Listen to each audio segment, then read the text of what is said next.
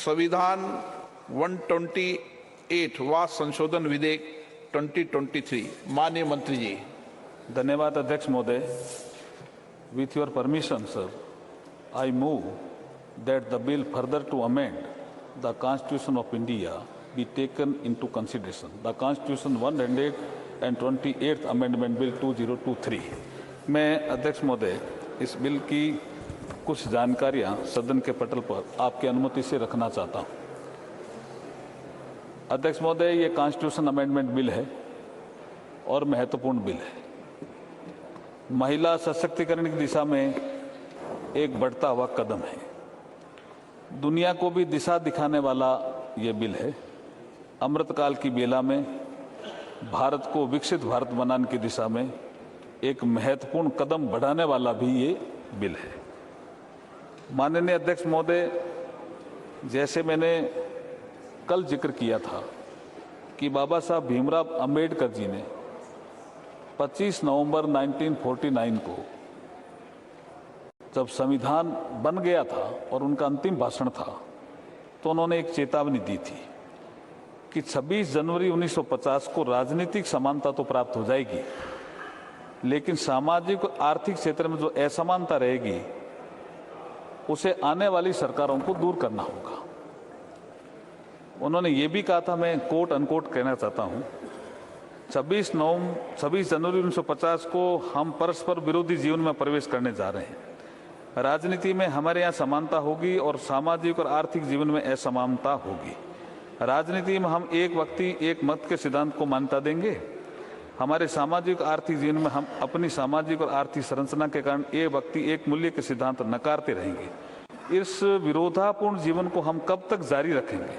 कब तक हम अपने सामाजिक और आर्थिक जीवन में समानता से लोगों को वंचित रखेंगे? अब इसके बाद जो सरकारें आई, बाबा साहब के इस चेतावनी को भी ध्यान में ज्यादा नहीं रखा। ऐसा नहीं है कि उन्होंने योजना नहीं बनाई सामाजिक आर्थिक समानता लाने की, लेकिन जैसे ही 2014 में नरेंद्र मोदी जी आते हैं प्रधानमंत्री के रूप में देश में, उसके बाद से सामाजिक आर्थिक असमानता को दूर करने के लिए बहुत सी योजनाएं बनाते हैं, जिसका कल मैंने कईयों का जिक्र किया। बहुत सी योजनाएं जिसमें महिला सशक्तिकरण की योजनाएं भी सम्मिलित है। अब टॉयलेट बनते हैं, महिला की गरिमा भी बढ़ती है, जो संविधान की प्रस्तावना में कहा हुआ।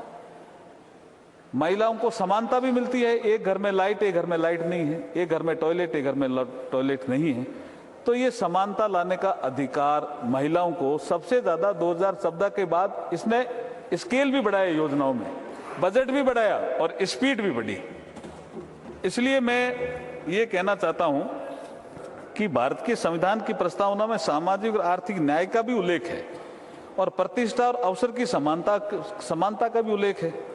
आज के इस बिल से महिलाओं की प्रतिष्ठा तो बढ़ेगी, अवसर की समानता भी बढ़ेगी, महिलाओं को रिप्रेजेंटेशन मिलेगा। इसके महत्वपूर्ण 4 ऐसे क्लोज हैं जिनका मैं जिक्र करना चाहूंगा कि हम जो इस बिल के माध्यम से अमेंडमेंट कर रहे हैं, इसमें 4 महत्वपूर्ण क्लोज हैं। बाकी जो चर्चा होगी उसके बाद जो विषय आएंगे उसका बाद में उत्तर देने का अवसर मिलेगा, आप देंगे तो मैं दूंगा। पहला जो क्लॉज है वो संविधान का आर्टिकल 239, उसमें हम एक 239AA जोड़ रहे हैं, जिससे नेशनल कैपिटल दिल्ली की असेंबली में महिलाओं के लिए 33% सीट का रिजर्वेशन सुनिश्चित होगा। ये it is a first amendment clause है इस बिल में, क्लॉज 2। फिर हम दूसरा क्लॉज 3 जोड़ रहे हैं, जिसमें 330 आर्टिकल जो संविधान का है उसमें 33A एक हम सेक्शन जोड़ रहे हैं, आर्टिकल जोड़ रहे हैं, जिसके अनुसार महिलाओं के लिए लोकसभा में 33% आरक्षण होगा। लोकसभा में ये बहुत बड़ा कदम है अध्यक्ष जी, बहुत बड़ा कदम है।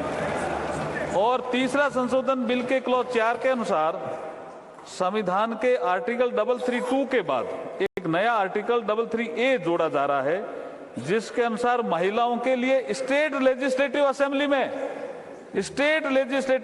में 33% सीटों का प्रावधान हम करने जा रहे हैं। और जो चौथा एक क्लॉज है 5, उसके अनुसार संविधान का आर्टिकल 334 के बाद एक नया आर्टिकल 33A जोड़ा जा रहा है, जिसके अनुसार महिलाओं के लिए ये आरक्षण जो आज ये सदन चर्चा के लिए ले रहा है, ये आरक्षण 15 सालों के लिए प्रभावी रहेगा। 15 सालों के बाद अगर इसको बढ़ाना है तो ये संसद ही तय करेगी, ये संसद को अधिकार रहेगा। और ये जो सीटें हैं जितनी आज है, जैसे जैसे सीटें बढ़ती जाएगी 33% के अनुसार महिलाओं का आरक्षण भी बढ़ता जाएगा। अब मैं थोड़ा सा कि काफी कल भी चर्चा हुई, मैं थोड़ी हिस्ट्री देना चाहता हूं कि भारतीय जनता पार्टी ने अपने राष्ट्रीय कार्यकारिणी की बैठक जो वडोदरा में हुई, उसमें सबसे पहले संशोधन करके महिलाओं को सशक्त करें पार्टी में, इसके लिए 33% महिलाओं से पद भरे जाएंगे, ऐसा निर्णय किया। उसके बाद वातावरण बना, दूसरी पार्टियों में भी प्रेशर आया। अब किया कि नहीं किया मुझे पता नहीं है, लेकिन उसके बाद से भाजपा लगातार लोकसभा और राज्यसभा में 33% सीटें आरक्षित करने के लिए निरंतर प्रयास करती रही। और जब अटल जी की सरकार आई तो बिल लेकर के भी आई। कई बार सर्वसम्मति की बैठकें बुलाई सभी दलों की, कई बार प्रयास अटल जी ने किए। 12वीं लोकसभा के समय 98 में, 13वीं लोकसभा के समय 99 में महिला आरक्षण विधेयक लोकसभा में प्रस्तुत किया गया। और उपलब्ध रिकॉर्ड के अनुसार 1996 में 11वीं लोकसभा के दौरान एसटी देवेगौड़ा के समय भी ये पहली बार प्रस्तुत हुआ। उसके बाद ये कमेटी में चला गया और कमेटी ने रिपोर्ट दी। रिपोर्ट देने के बाद लोकसभा भंग हो गई तो वो बिल भी समाप्त हो गया। मैं ये हिस्ट्री इसलिए देना चाहता हूं कि बाद में फिर यूपीए फर्स्ट के समय 17 दिसंबर 2009 में ये जो कमेटी की रिपोर्ट आई, जो बिल इन्होंने पेश किया मनमोहन सिंह जी के समय, इस रिपोर्ट के बाद 9 मार्च 2010 को ये बिल राज्यसभा में चर्चा के लिए लाया गया। 2 दिन चर्चा हुई। चर्चा का दौरान विरोध भी काफी हुआ, कुछ सांसदों ने बिल की कॉपियां भी फाड़ी, लेकिन अंततः राज्यसभा से ये बिल पास हुआ। इसमें भाजपा का सपोर्ट था, भारतीय जनता पार्टी ने खुले मन से सपोर्ट किया था इस बिल का।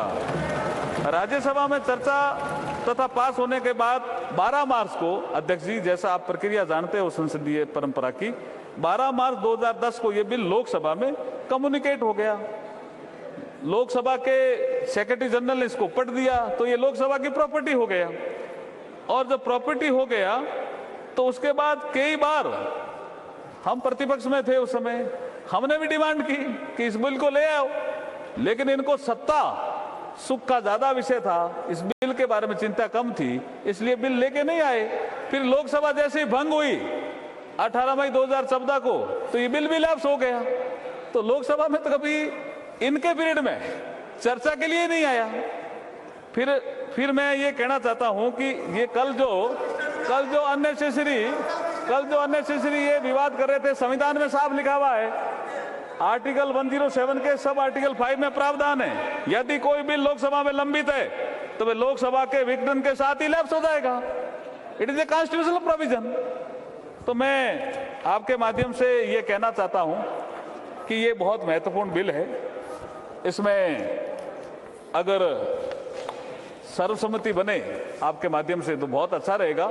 सदस्यों के जो सुझाव आएंगे उनको हम जरूर ध्यान में लाएंगे, क्योंकि एक कविता के माध्यम से अभी का भाषण में समाप्त करना चाहता हूं। नारी के बारे में हमारे शास्त्रों में लिखा है, तुम सृष्टि की आधारशिला, तुम सृष्टि की आधारशिला, तुमसे मानव को प्राण मिला, संगीत तुम्हारा कण कण में, तुमने जीवन में रंग भरा, तुम मां भी हो और बेटी भी, तुम बहन और अर्धांगनी, तुम प्रेम भी हो और शक्ति भी, तुमसे ही जीवन पूर्ण हुआ। ये बिल पास करो जिससे ये हमारा प्रतिनिधित्व वाला मामला भी पूर्ण होगा। बहुत बहुत धन्यवाद अध्यक्ष जी।